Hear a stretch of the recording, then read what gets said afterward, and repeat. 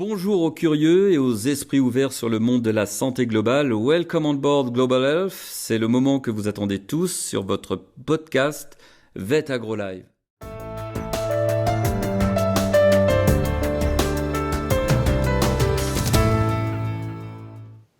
Aujourd'hui, nous allons parler de la paille à boire et à manger. Et j'ai le plaisir pour évoquer ce sujet d'accueillir Anaïs, Elsa et Sarah. Bonjour à vous trois. Bonjour. Alors, vous êtes étudiante en troisième année dans le cursus agronomique à Vet AgroSup et vous êtes à l'origine d'un projet dont beaucoup de médias parlent. Si on va sur votre site et si on regarde Strobon, on va retrouver plein de retours presse, plein d'articles de presse qui parlent de cette très belle initiative. Et je vous remercie d'avoir accepté cette invitation. Mais première question, quel a été l'élément déclencheur pour vous lancer dans ce projet? Je m'adresse à Elsa peut-être. Alors déjà, il faut savoir que ce projet a débuté il y a 1 an et demi.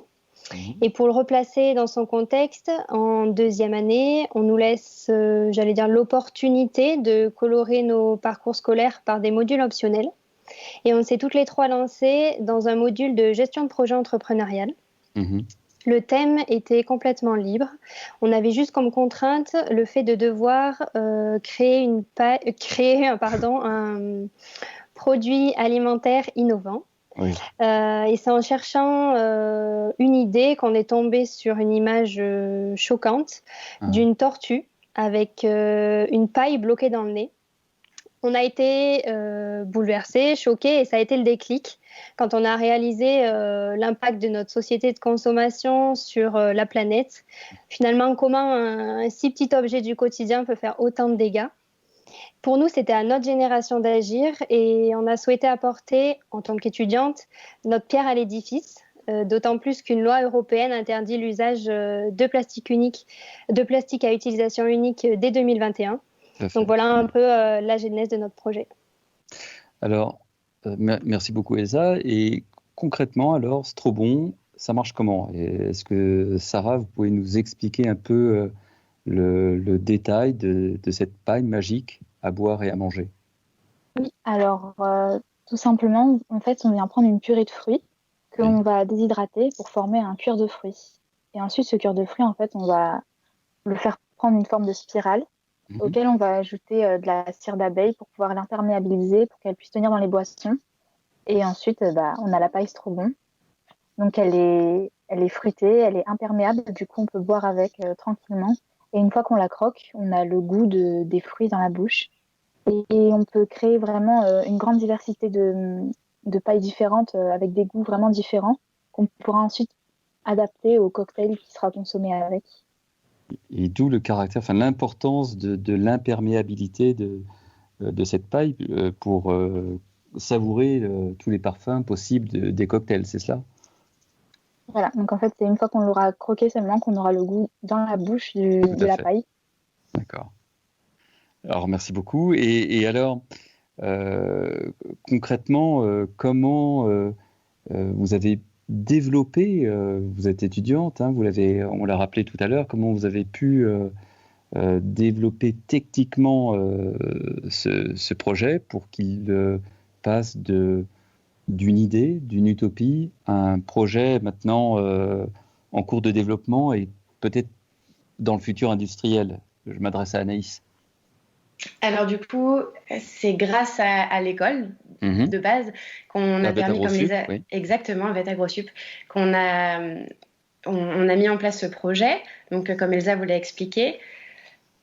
Et en fait, on voulait créer une paille comestible. Et là, techniquement, c'était compliqué. On ne savait pas trop quel ingrédient on pouvait mettre, comment le mettre, etc. On savait juste qu'on voulait un produit sain et respectueux de l'environnement. Donc, on part de là. On essaye des choses, on part tout de suite sur l'idée du fruit parce qu'on s'est rendu compte que le consommateur, il voulait du fruit. Par contre, comment vous faisait tenir le fruit en forme de paille? Là, c'était plus compliqué. Donc on avait commencé à mettre des additifs pour essayer de faire tenir en gelée, mais déjà ça répondait pas à ce qu'on avait envie de faire. On n'avait pas envie de beaucoup d'additifs. On avait vraiment envie d'un produit le plus sain possible. Et en plus, on n'y arrivait pas. On a essayé plein de prototypes, on a avancé. Au final, on avait réussi à avoir une pâte.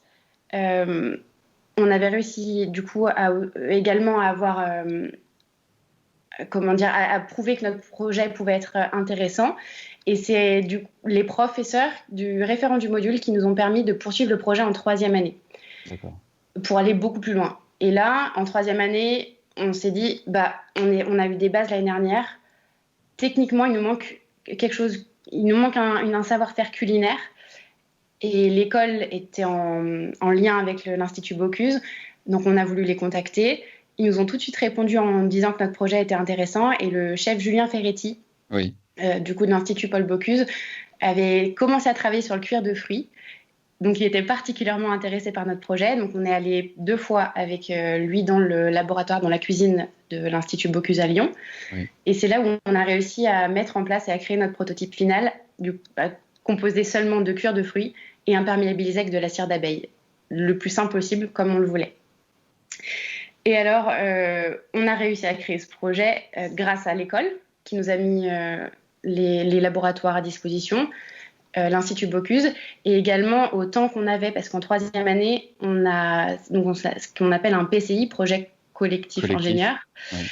Et c'est grâce à ça qu'on a pu développer ce projet là, et l'emmener là où il est aujourd'hui, parce qu'on avait plusieurs heures par semaine dédiées à ce projet, et nous, on en a rajouté évidemment beaucoup plus, qui n'étaient pas à l'emploi du temps. Mais voilà, donc techniquement, on a réussi, avec l'aide qui nous a été apportée par l'école et par l'Institut, et après, on s'est débrouillé avec tout le temps qui nous était réservé et notre énergie qu'on avait envie d'y mettre. Et à lire, encore une fois, la presse, vous vous êtes très bien débrouillé. Et alors, si on regarde un peu l'avenir de ce projet d'école, qu'est-ce que vous envisagez maintenant? Qu'est-ce qu'on peut souhaiter à la paille Strobon en termes de développement ou autre idée? Alors, je m'adresse collectivement à vous trois, peut-être prendre dans l'ordre Elsa, Sarah, Anaïs. Que vous souhaitez? Aujourd'hui, on souhaite s'entourer de professionnels du monde des startups et de l'innovation pour essayer de professionnaliser notre projet et pourquoi pas entamer une phase d'industrialisation. C'est d'ailleurs l'objectif de cette campagne de communication qu'on a lancée il y a maintenant 2 semaines. Cette campagne de communication, il faut le savoir, elle a été possible grâce à l'agence Phobus Communication et Marie-Luce Boson, qui est une intervenante qu'on a eue en cours. Donc, Vetagro nous a aussi aidés sur ce point-là. Et on remercie cette agence au passage également. Et pour Sarah, quel est l'avenir immédiat ou le projet à développer? Alors, voilà, attirer les industriels, comme Elsa a pu le dire, pour pouvoir aussi finir de bien développer le produit et faire les tests qui nous restent à faire. Aussi, on peut continuer de développer notre produit dans la dimension environnementale qu'on a entrepris, notamment en développant le projet avec des produits fruits et légumes invendus des producteurs notamment, et souhaiter le meilleur au développement du produit dans sa généralité. Avant d'écouter Anaïs, c'est ce qu'on vous souhaite. Et Anaïs, oui, peut-être pour le mot de la fin sur le futur de Strobon. Eh ben, on y croit et on va travailler jusqu'au bout pour arriver à produire notre paille. Effectivement, comme elles l'ont dit, il y a encore des étapes qu'il faut qu'on travaille, il faut qu'on avance et on va continuer. Merci beaucoup à vous trois. On a compris, le plastique, c'est pas automatique. C'était un réel plaisir de vous avoir à distance et pour cet enregistrement du nouveau podcast de VetAgroSup à retrouver avec le hashtag VetAgroLive sur toutes les plateformes sociales. Merci beaucoup. À bientôt. Merci. À bientôt, merci. Au revoir.